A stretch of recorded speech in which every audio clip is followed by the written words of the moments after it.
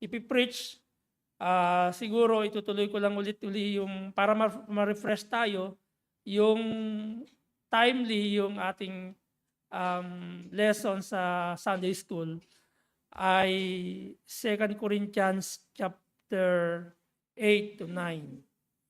Okay?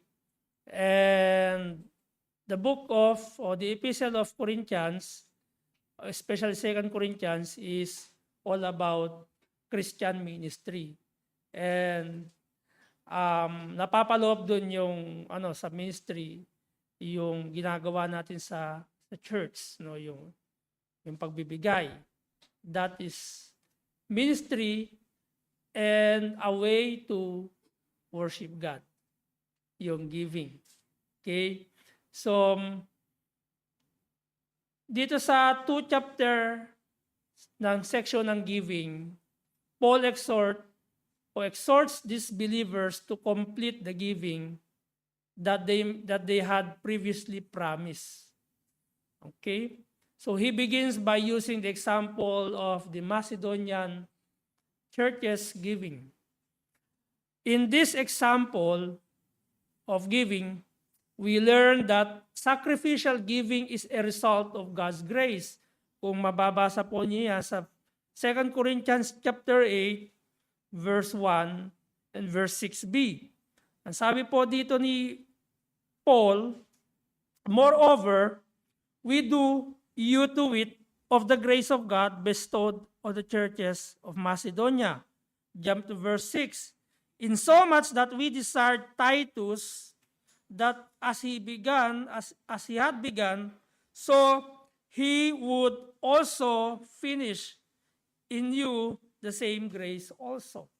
So, ibig sabihin, yung sacrificial giving, yan ay resulta of God's grace. Okay? Specifically, they gave despite a very severe trial and extreme poverty. God's grace enabled them to be overflowing, joyful, despite severe trial. Kung itutuloy natin sa verse number 2, ang sabi po ng ating ng Bible, how that in great trial of affliction the abundance of their joy and the poverty abounded unto the riches of their liberality. And so, ito yung kakaiba, di ba? Minsan naririnig natin, extraordinary Christian. There's no extraordinary Christian. Okay? Minsan, pagka ikaw ay average Christian lang, yung average, parang regular ka lang, wala kang yung come and go, makikita mo yung mga taong masaya, nakapagbibigay, kahit na sila ay they are in severe trial or extreme poverty, pero nakapagbibigay sila. Okay, they are able to give despite of trials and poverty. Parang iniisip mo, pag ikaw ay average Christian lang, ano ba itong mga to? Sayang yung, diba? Sayang yung binibigay. Did you remember Judas Iscariot? Naging kritisismo pa siya kay Mary. Ano ba ginawa ni Mary? Pag pinag-uusapan yung alabaster box, yung panahon na yun, napaka-costly yun. Diba? Sabihin, masyadong mahal yun. At buhay na ni Mary yun. Pero, meron pa rin nag-comment.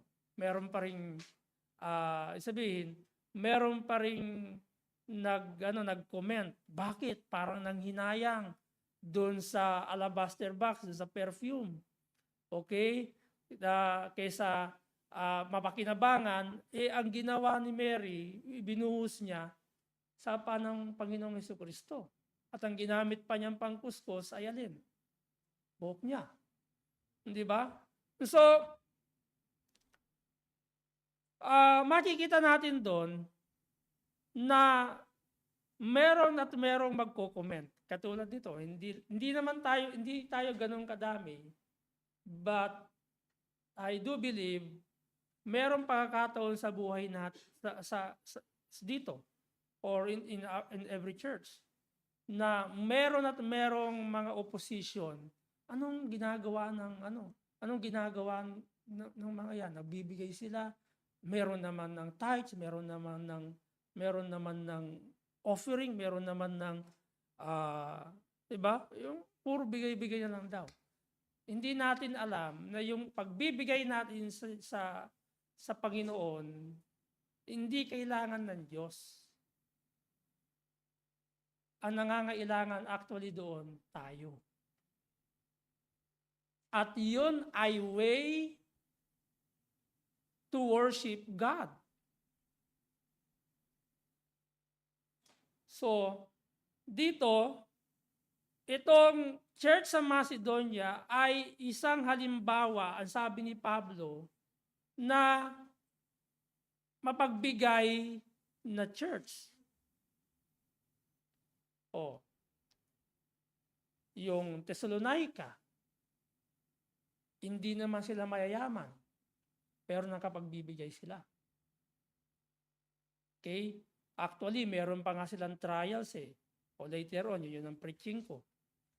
Nagsasuffer sila sa kapwa nila. Pero nakapagbibigay sila. So this is the heart of grace-motivated joy that gives generously. Sa verse number 2. This example of sacrificial giving can also be defined as giving as much as one is able and beyond. Okay? Sa ating kaninang, I do believe, nag-post ako kaninang madaling araw ng yung binigay sa akin ni Pastor Ben. Okay? So exemplary giving is also from a heart desire to share in the privilege of serving the saints. So, isabihin, totoo na yung 2 Corinthians ay patungkol sa Christian ministry. Dito pinapakita ni Pablo na pribileyo ng bawat mananampalataya na maglingkod sa pangangailangan ng saints. Okay? Nung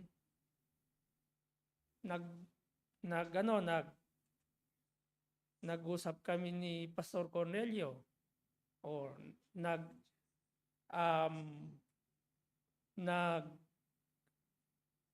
Asia na kung pwede magkaroon tayo ng part sa kanilang Happy Birthday Jesus. I-reverse ko pa pala yun. Nakalimutan ko. Nagpadala ako ng 5,000, 5,000 pesos sa parang nila sa Family Day. Bumili sila ng washing machine. Parang yun yung pinaka-raffle draw ba tawag doon? Oo. Okay? Para lang maano yung mga pupunta doon. O si Pastor Ben, AC. Sa Rasal Kaima, tayo, washing machine. Okay? Sabihin, it is our privilege. Hindi ko na sinabi sa inyo, it's my discretion kasi gusto kong tumulong. Saan natin kukunin yon? Okay? Sa church. Kaya nga lagi natin iniyaano yung church para walang ibang mag-glorify, kundi yung church of God o ang Panginoon. Sa Kanya yung church Amen? So, kailangan ko yung 5,000. Joke lang. Okay? Ayun. Isabihin, mga kapatid, yung bawat sentimo or pills na hinihuhulog natin sa offering box, iyan ay makatutulong at pribilehiyo natin na maglingkod. Katulad niyan, lagi nating alam ko, binging-bingin na kayo. Yung pagsuporta ng missionaries. They are saints. Diba? They perform what we don't do, like sharing the gospel to other countries, reaching those unreachable. They put their lives into risk. O sige, kayo mag-risk ng buhay nyo. Susuportahan ko kayo. Pastor, gusto ko pong pumunta ng Afghanistan, supportahan niyo po kami. We will give the full support to you. Go to Afghanistan. Go to Pakistan. Last month yata, meron silang pinatay na pastor. Oh. Ayun yung mga extreme country na restricted area nation na bawal ang Bible, bawal ang Christian, bawal yung hayagan na worship. Dito sa UAE, hindi na restricted area nation to. Dati nakatala ang Middle East sa RAN, restricted area nation. O ngayon, allow tayo. Hotel, allow tayo mag-service. Okay? Magdaos ng gawain. Suportahan natin yung mga yun. Katulad nung yung Nepal, o gusto mo pumunta ng Nepal, doon sa Mount Everest, pagtaglamig doon. O, di ba? Ang sabi ni Pastor Boy Manrique, hindi raw sila nakakain ng karne doon. Puro dal. Tawag dito, yung munggo, lahat gulay. Ano mga kinakain yung masala? Vegetable masala. Ano mga kinakain doon? Pero at least, doon, healthy. Di ba? Walang acid, tawag dito? Walang, sa katawan? Yung acid sa katawan. Ayan. Di ba? So, ibig sabihin mga kapatid, itong patunay sa 2 Corinthians chapter 8 na yung merong church sa Macedonia na sila ay hindi sila mapipigilang magbigay kasi yun na yung katangian nila yung mapagbigay. Alam niyo kung katangian mong o naging sistema na yung pagbibigay sa iyo, hindi ka na masasaktan . Sistema na kasi. Sige, siguro sa umpisa, masakit. Kasi hindi mo pa naman siya So pag system mo na, ikaw ang masasaktan kapag hindi ka makapagbibigay. Baliktad na yun Correct? Oh, did you remember? Lagi na halimbawa si William Colgate. Si William Colgate, yung may-ari ng Colgate Company. Okay, hindi close up Ang close up kasi ay Procter & Gamble yun Yung Procter & Gamble, sila yung may bahagi diyan na sinusuporta sa Church of Satan. Kaya wag yung suportahan yung Procter & Gamble. Kaya ka Procter & Gamble yun yun. At tulad yung Safeguard, Procter & Gamble yun, may support yun sila kay Church of Satan. Pero yung William Colgate na pag pabili po ng Colgate, yung close up, di ba? Ang sinusuportahan doon, Church of God. Hindi yung iglesia, sumusuporta yan sila. Bagamat hindi ko alam kung ano yung tinatayuan ni William Colgate. Pero kahit papano, sumusuporta siya sa Christianism. Okay? Pero hindi ko lang alam kung ano yun. Pero, lagi na-illustrate na siya, 1:10. 1:10. 1 yung kanya, 10 sa 1:9 pala, 1:9. 1 yung kanya, 9 sa gawain. Hindi ko alam kung tithes, anong ginagawa niya. Basta yun ang kanya pamantayan. Okay? Ito kasi, we do believe that this church, at first, nung sila ay nakakilala from idolatry, okay, na bago yung buong pananaw nila. Hindi nila alintana yung deep poverty, hindi nila alintana yung sufferings, or yung severe trials. na pinagdadaanan nila makapagbigay sila. Kasi naging sistema na nila yun. At ulitin ko, kung ikaw ay sistema mo na yung mapagbigay ka, nalulungkot ka at nasasaktan ka kapag isang araw hindi ka na makapagbigay. Bakit? Nakasystem na sa'yo yun. Amen? So, again, privilege natin ang magbigay. At privilege natin maglingkod sa pangangailangan ng mga saints. Okay? Exemplary giving also begins with giving oneself to the Lord. And then follow spiritual leaders regarding what God's will is. But giving must be completed. And one can excel in giving just as one can excel in other spiritual attitudes and activities. Like, katulad nun, ano ba yung ginagawa natin ngayon? Completed. Nangako tayo, nag-commit tayo noong December 28. Ilagay natin doon yung amount, wala tayong pera nung araw na yon. Ilagay natin to follow, to be given on, okay, or commitment. So what we are going to do is what? To complete that commitment. To fulfill that commitment. Okay? Kaya po ibinalik na po sa inyo yung inyong envelope na sinulatan nyo na walang laman. Actually, pwede natin practicein yun. Halimbawa, wala kang ibigay ngayon, meron kang envelope doon. Sulatan mo to follow. It's your commitment. Yun yung magpapaalala sa iyo. Diba? Alam nyo kasi yung paglapit sa altar, pinapractice natin yon na bahagi ng ating pagsamba. Amen, Brother Sandro, diba? Good yun, maganda yung narinig mo, nagde-devotion ka na. Sa susunod, ikaw ng sound leader dito.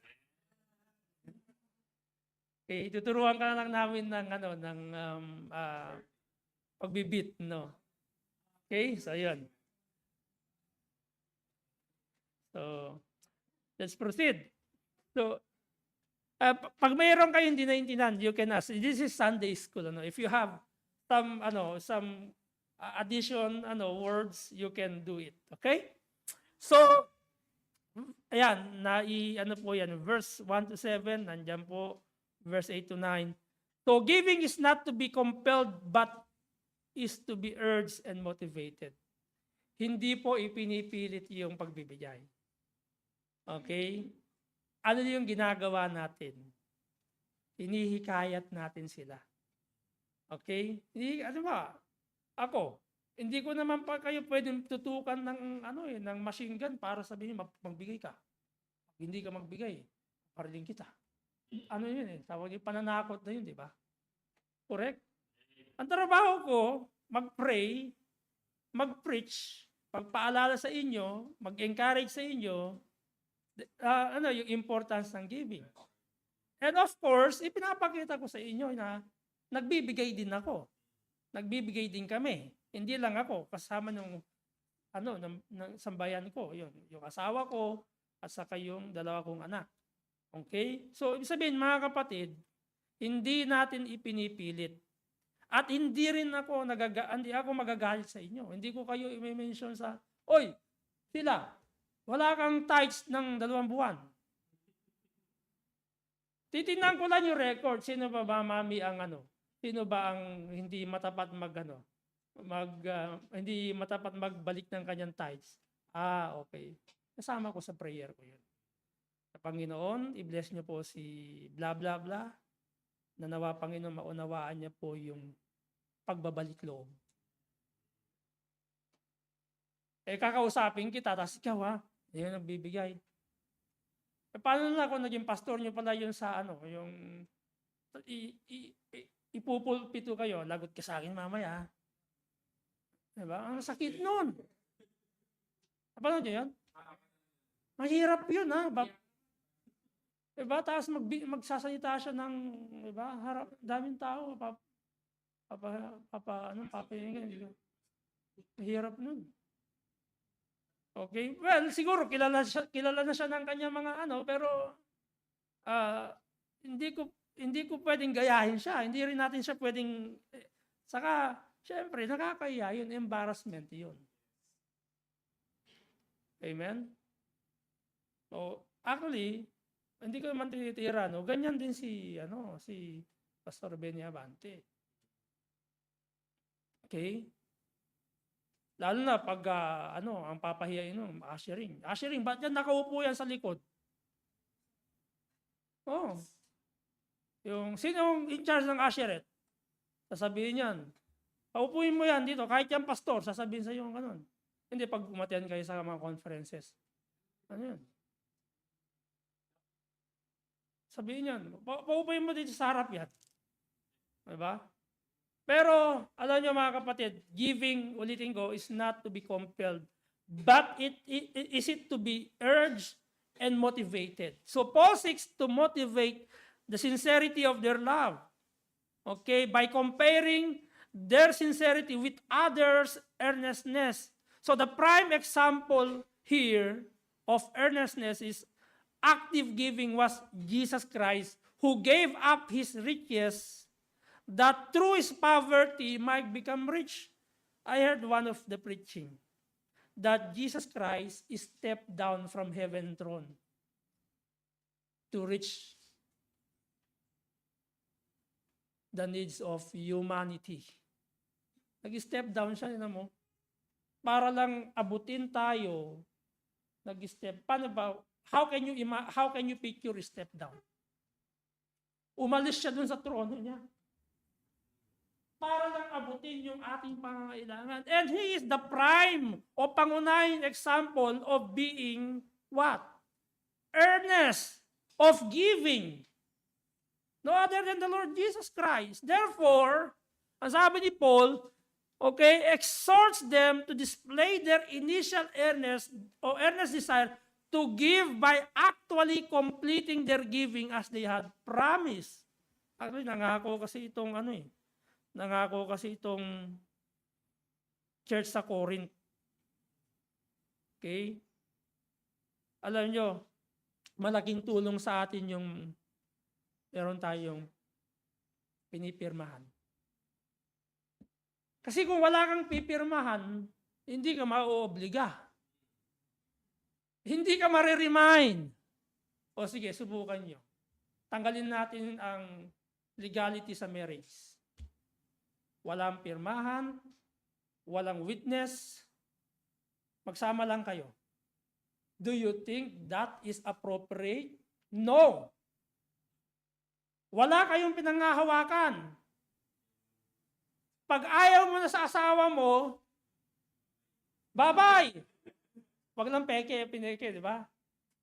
Meron kasing pineke, yung lolo ko nga, pineke pala ng magulang yung kasal, yung pati papel. Kasi siguro nakalink sila sa government. So pineke yung Kaya tuloy, nadismaya yung lolo ko, kaya nag-asawa din siya. Hindi, nauna nag-asawa yung babae. Okay? Saka lang siya nag-asawa ulit. Pero, ngayon pa man, that is his responsibility. Okay? Hindi. Ang pinag-uusapan kasi natin dito, bakit kailangan may completion ng giving? Kasi yung commitment nila yun eh. Nag-commit ang Church of Corinth. Pag wala kayong commitment, hindi kayo babalikan ng Panginoon. Hindi rin sila babalikan ni Paul. Bakit wala silang commitment eh? Diba? Pero alam nyo, bakit napakahalaga ng commitment sa mag-asawa? Mahalaga yun. Alam nyo, minsan nag-faint yung love. Okay? But yung commitment na yun yung muling magbabind sa inyong pag-iibigan. Kaya nga sa kasal, for better and for worse. Kaya yun ang lagi natin ihalimbawa. Okay? Actually, promise din yun eh. Kahit may sakit ka, kahit ikaw ay wala ng ngipin, diba, hindi kita iiwan. Correct? Yun, itas may pirmahan pa yun. Ewan ko lang ngayon, bakit pinagpipilitan ng maraming sekta yung salitang, yung divorce, yung annulment. Diba? Hindi biblical. So, hindi natin sinusuportahan yun, ha? Baka sabihin nyo, Pastor, paano yun? May divorce na binanggit sa Bible. Dahil yun sa alin? Katigasan. Matigas na. Mayroon na silang tawag dito. Masyado ng makapal yung katigasan ng kanilang, nagkakalyo yung kanilang pangapuso at kaisipan. Ang kanilang ulo. Okay? Biblical giving is acceptable not according to what we do or what we do not have, but according to what we do have. O sige nga, pwede ka ba magbigay ng wala sa'yo? Pastor, ibibigay ko yung offering ng asawa ko. Hindi yun sa'yo, sa asawa mo yun. Diba? Ano bibigay mo? Yung pera ng kapitbahay mo. Hindi nga sa'yo yun eh. Okay, yung biblical giving, okay, yung acceptable biblical giving, yung meron ka. O wala kang pera. Ulitin ko, hindi lang pera yung pinag-uusapan. Talent mo, bigay mo. Time mo, ibigay mo. Ano ba? Pag may gold ka, ibigay mo. Wala ka palang i-offer eh. Bigay mo gold mo.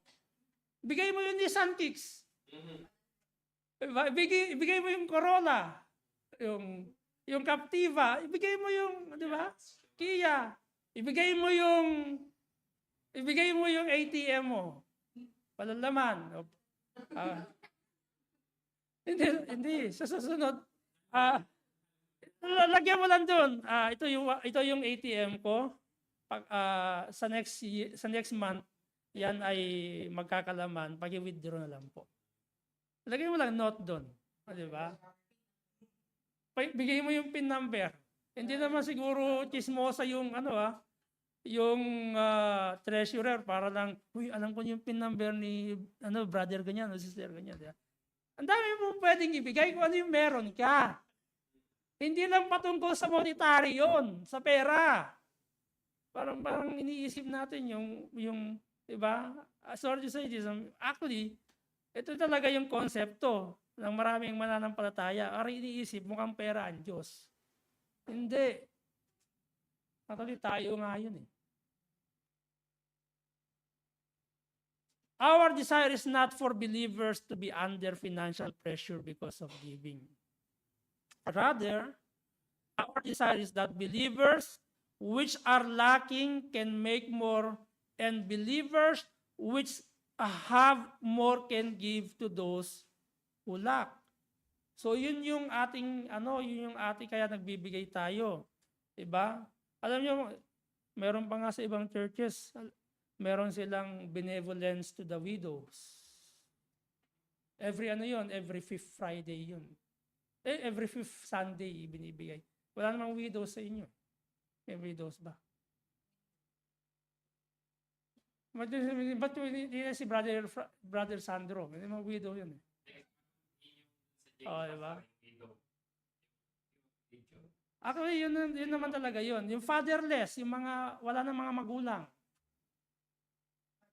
Fatherless tawag dun eh. Limbawa, yung mga orphanage.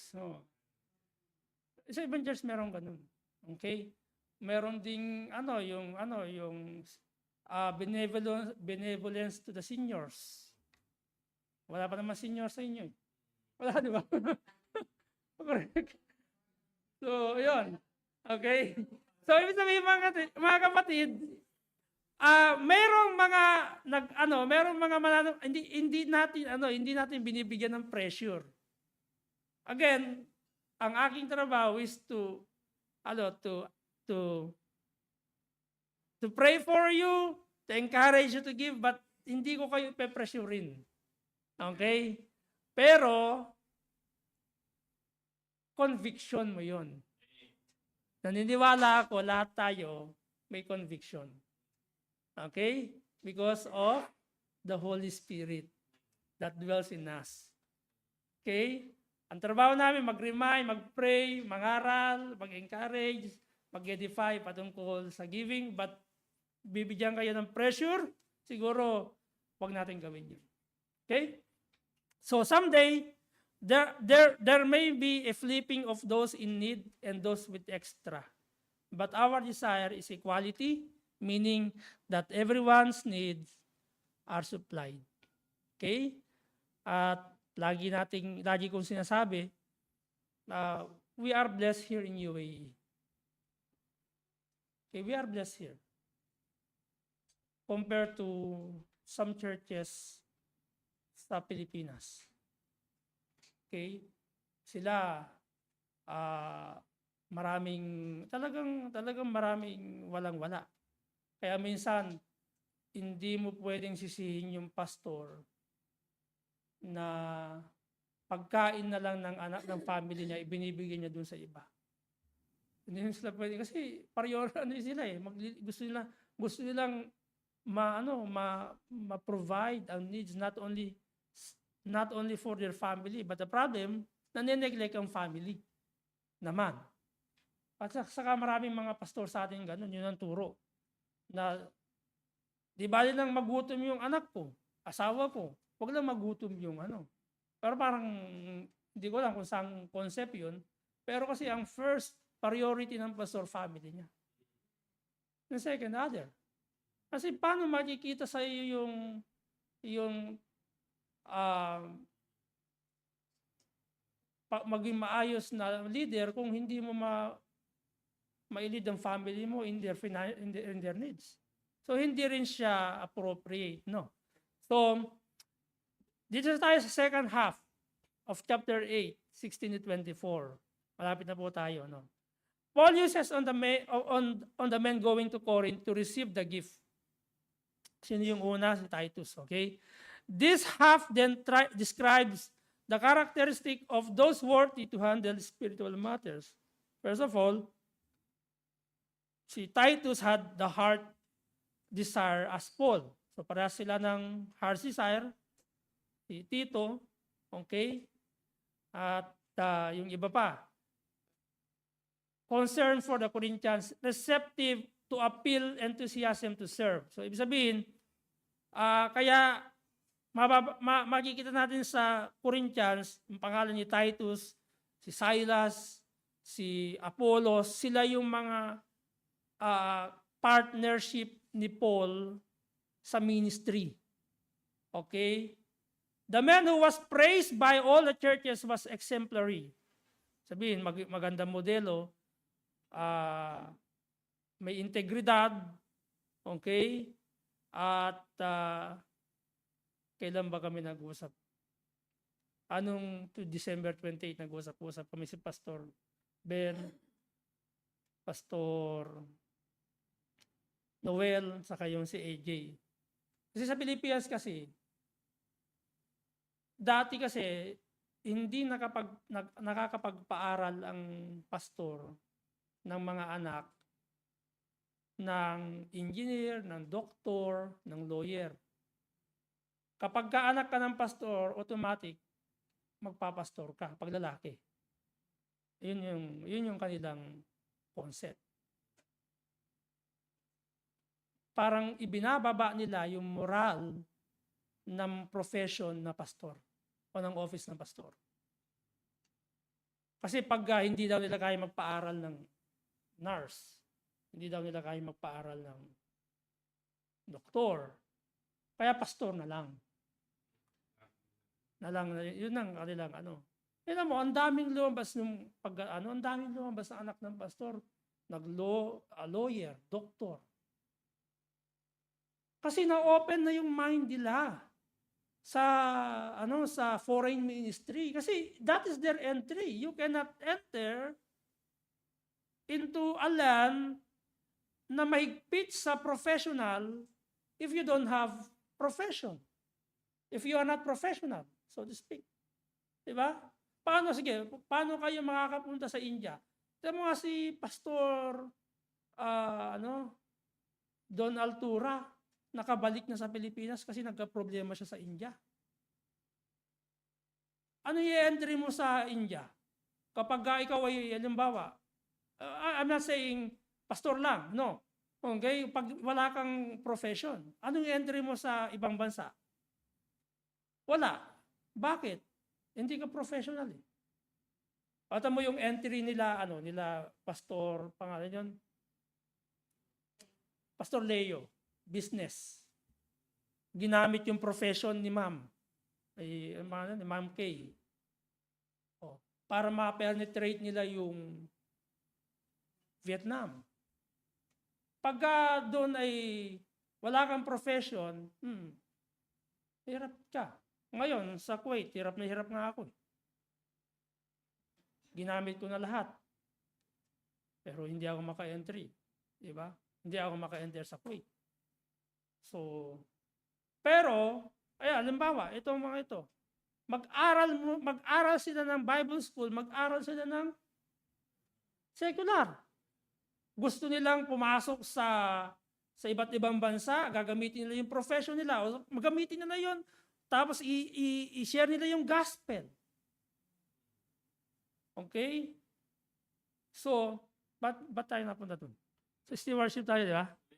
Stewardship yun. Okay? So,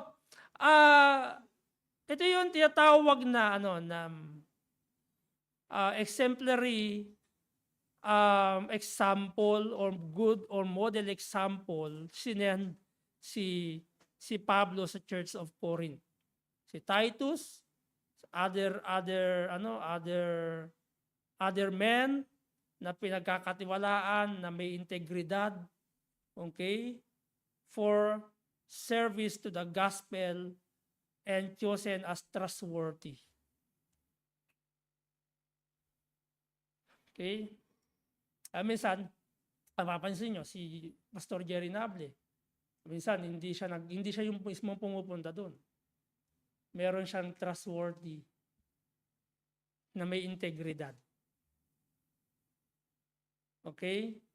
Also, Paul administered to honor the Lord and to show his eagerness to help others. He desired to avoid criticism in how he handled the gift and thus took pains to do what is right, not only in the sight of God, but of men. So, napakahirap yun, di ba? Katulad yan sa Africa. Actually, majority ng mayayaman na sa religious mga pastor. May sasakyan, magandang bahay, may house and lot. Totoo naman talaga 'yon. Dapat ang concept kasi ng mga Pilipino, pag pastor mayaman, kurakot. Ginagamit yung pera ng church. Kung titignan mo yung biblical concept, sino ba dapat ang nakikinabang ng tithes offering ng ibinibigay ng member ng church ng Israelita? Sino nakinabang? Hindi ba Levites? Saka priest? Sila yun eh. Kasi yung bawat kasi walang ipinamana sa kanila ang Panginoon eh. Kundi ang Panginoon ang kailang mana. Kung titignan natin yung konsepto ng office of the pastor, dapat ang pastor nasa magandang kalalagayan. Pero balik tayo sa Pilipinas eh. Pag ang pastor nakitang may sasakyan, maganda bahay, pinag-iisipan ng mga membro. Pastor ka, ginamit na naman ng tithes. Pastor ka, ginamit na naman yung offering. Well, actually, tawag dito, discretion nilang gamitin yun o hindi. Pero naniniwala ako, lahat ng pastor na mga Pilipino, or even lahat ng pastor na discretion nila yun, meron silang karapatan na makitang, sige, napakahirap naman ako magtuturo, ikaw doktor ka, engineer ka, tapos may sasakyan ka, may kotse ka, may bahay ka, ang pastor wala. Ano ba, napakahirap yun? Anong gusto nyo? Kayo lang yayaman? Saan kayo galing? Kung hindi dahil sa Panginoon ginamit yung pastor, hindi ka magiging doktor, hindi ka magiging engineer, yung mga anak mo nasa church. Kung walang church, diba iniisip natin yun, napaka-critical ng mga isip ng mga miyembro, pinag-iisipan yung pastor. Actually, yung nag-iisip ni Pastor Paul, ni Paul yung integridad niya, yung criticism, o how he handled the gift. Kaya ngayon, marami mga pastor tuloy, ang hirap. Ang problema, nadadama yung family. Yung anak, itinatakwil yung pagiging pastor. Okay, yung asawa, alam nyo ba, na nagiging dahilan yan ng pamilya ng pastor na iwan yung asawa niya, yung kailang tatay na pastor. Kasi hindi nila makita ang blessing sa pagkatawag sa kanilang tatay na pastor. Eh, syempre, pag may blessing yung pastor, binabahagi sa iba. Hindi makita, bilangin nyo yung mga anak ng pastor noon, kausapin mo sila ngayon, hindi sila magpapasalamat. Regrets nila yon. Nagkaroon sila ng regrets. Why? Because nakikita nila, isusubo na lang nila, ipinapasubo pa sa iba. Ang hirap magpastor sa atin. Sige, subukan mo, Brother Albert. Iwan mo yung profession mo, magpastor ka sa atin. Hindi sa Bulacan. Wag sa Bulacan. Sa ibang lugar. Ipakita mo kay Aldrich, kay Andre, kung gaano kahirap magsimula. Kung gaano kahirap ang walang trabaho ang pastor. Sa Pilipinas. Makikita mo, baka isang araw, pastor, yung mga anak ko, payat na. Baka pati sa Andrew, sumpa na magpastor ka. Kasi kinakain gulay. Mapipilitin kumain kamote sa umaga, kamote sa tanghali, kamote sa gabi. Kamoting kahoy, sweet potato, diba lahat, talong, diba? Puro healthy naman. Amen? Hindi. Nasabi ko na sa inyo yon. It is because yung situation. Kasi tayo naging makitid ang utak natin pag makita natin ang pastor, naka-Amerikana, yung pala utang lang. May tabi. Nakatabi, meron isang pastor na, ewan ko kung ito to, kasi narinig ko lang, sa bawat mission conferences, yung pastor na yon, marami siya uniform na barong. Pero ang ginagawa pala ng pastor na yon, isa lang yung barong niya. He have only one barong. Yes. But every Sunday, there is may pentel pen siya, nilalagyan niya ng dot dito sa first Sunday dito yung stain. Tapos sa talaban sa Sunday sa iba naman. Para hindi mapansin na isa lang yung kanyang barong. Diba? Para lang masabi, pastor, na yung barong, oo nga eh. Diba, yung pala, lipat-lipat lang yung yung iba kasi butas yung sinabi, yung ako si stain eh. Pero narinig ko lang yun. So, ibig sabihin mga kapatid, wag tayong maging makitid ang utak kapag makita natin ng pastor, may mga gold, na ganyan, hindi natin alam kung paano naghirap ang pastor na yun. Actually, kung titignan natin yung biblical concept, rights, I'm not saying rights, they're privilege nila yun. Okay? Privilege silang nasa magandang lugar. Bakit? Sila ay servant of God. Amen? I don't know kung meron nakalalang sa Old Testament, isang priest na namamalimos sa kanyang kababayang Israel. Wala pa yata. Ewan ko kung sa ilang beses ko nabasa, wala pa akong nakitang priest na namamalimos ng tinapay sa kanyang mga kababayang Israelita. Okay? So the final paragraph of chapter 8 focuses on an unnamed brother who had often proved in many ways to be zealous. Therefore, another characteristic of those worthy to handle spiritual matter is zeal to serve. Kaya hindi tayo basta-basta naglalagay ng treasurer na hindi spiritual, hindi tayo nagpapahawak ng ministry sa isang man na hindi siya zeal to serve. Okay?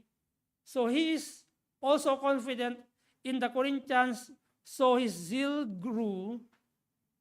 Titus was Paul's partner and a fellow worker of other believers. These other men mentioned are representatives of the churches and an honor to Christ.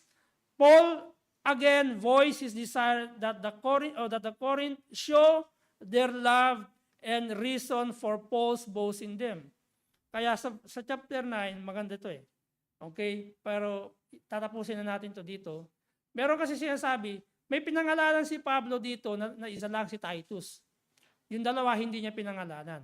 Pero uncertain yung name nila, pero they are servants of God. They are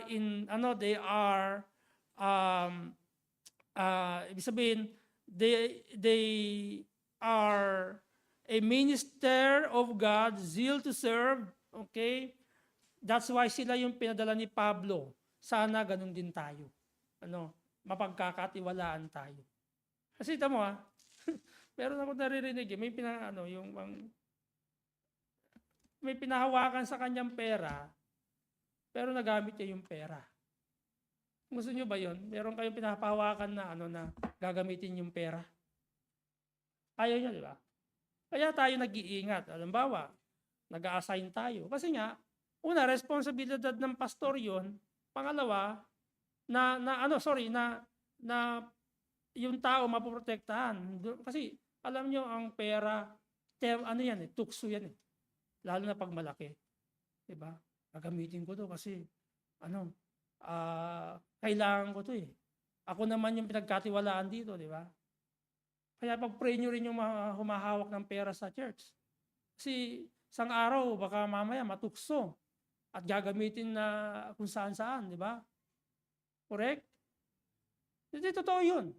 Pinagpe-pray ng bawat miyembro ang bawat, lalo na namamahala ng pera ng church. Kasi nandun yung tukso.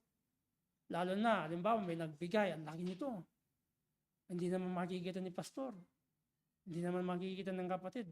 Kasi siyempre, yung kapatid na nagbigay, na siya? Nagbigay na siya eh. Sa kanya, wala sa kanya yun eh. Ang bigat nandun sa treasurer. Kaya pinagpe-pray yung treasurer. Okay? Pinagpe-pray na, Lord, maging matapat yung aming treasurer, huwag niyo pong hayaan na siya ay matukso sa pera. Amen? So, yun yun. So, any question? Tapos na po tayo. Nag-exceed ako ng 10 minutes. Sorry naman. Okay. So, kung wala na po, tayo pong lahat ay tumayo. Mamaya na tayo mag-doxology sa ating worship service. So, let's have a break. Pakisundo po mamaya si Catherine. Okay? Let's pray. Panginoon, salamat po muli sa pagkakataon. And we pray, Father, for your for the word that we have been studied. And Lord, may this lesson this morning will remind us, will help us to be committed, especially in the area of stewardship, O Lord. And I know that it's not only for monetary, but in every areas we should to be a good steward, O Lord, in our time, in our talents, and in our treasures, O Lord. Lord, may you bless also our break time. May you bless the brethren who prepare foods for us, O Lord, this morning. And may you also bless the food that we are going to eat, maging kagalingan at kalakasan sa iyo pong pamangatuan. We commit the rest of the day to you, even our worship later. sa aming po worship service, sa second part. Tulungan niyo po kami, Panginoon Diyos. In Christ's name we pray. Amen. Okay, you are dismissed, and let's enjoy our coffee and